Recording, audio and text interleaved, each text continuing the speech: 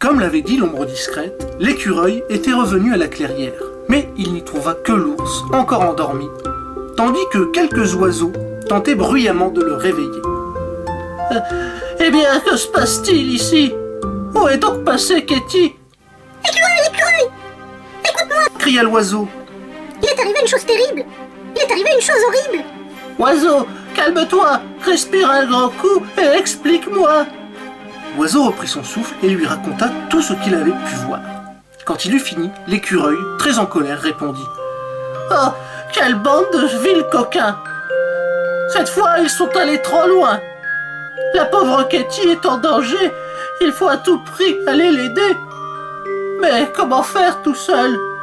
L'ours dort à point fermé. Impossible de le réveiller. Et moi, je ne suis qu'un écureuil. Non, je n'ai pas le choix. Après tout, si elle est en danger, c'est à cause de moi. Il est temps maintenant. Je vais régler ça. Sur ces mots, l'écureuil, bien décidé, s'enfonça dans la forêt pour aller à la rencontre des écureuils qui avaient enlevé Katie. Car il était parmi les habitants de la forêt, le seul à savoir où il se cachait.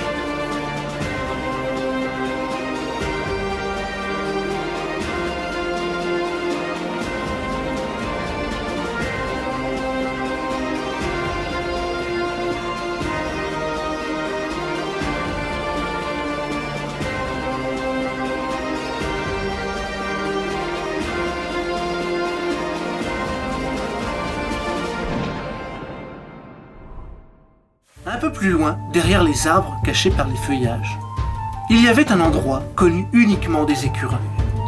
Perchés tout en haut des arbres, se trouvait leur village. Les écureuils avaient taillé leur maison à même les troncs et bâti tout autour passerelles de branches et toitures de feuilles. Il n'y avait là qu'une petite dizaine de logis encastrés sur quelques arbres. Sur plusieurs étages, le tout était maintenu par des cordes, de lianes et des branches massives. La bande d'écureuils approcha du village, tenant Katie fermement ligotée. Un peu en retrait, les oiseaux les plus discrets les avaient rattrapés. Mais quel est cet endroit? Une zone que je ne connaissais pas, Dit le premier oiseau. Ne nous faisons pas repérer des écureuils. Restons cachés derrière ces feuilles. Dit le second.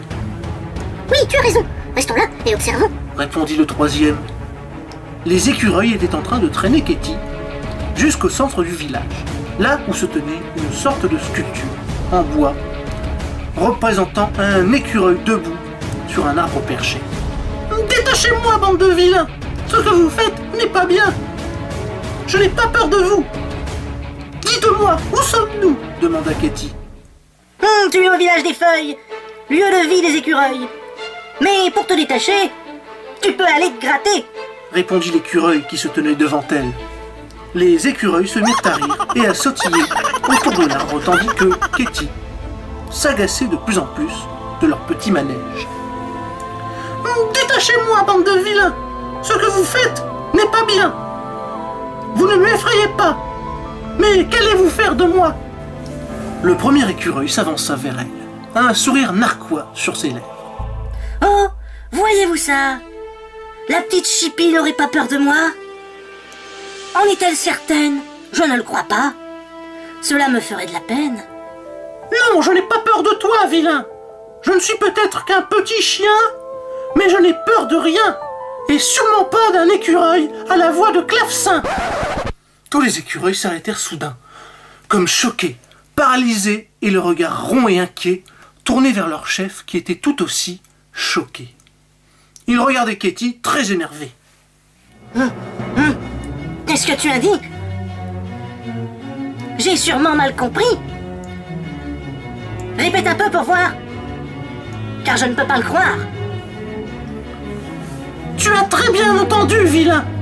J'ai dit que tu avais une voix de clavecin. Oh, cette fois c'en est trop, petite Chippie.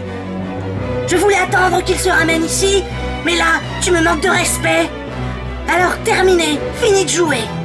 Furieux de s'être fait insulter, l'écureuil vilain prit Katie par le cou et il la regarda d'un air mauvais. Il la tenait si fort entre ses pattes qu'elle avait l'impression de suffoquer. Je suis sûr que tu as peur de moi à présent. Ria le méchant.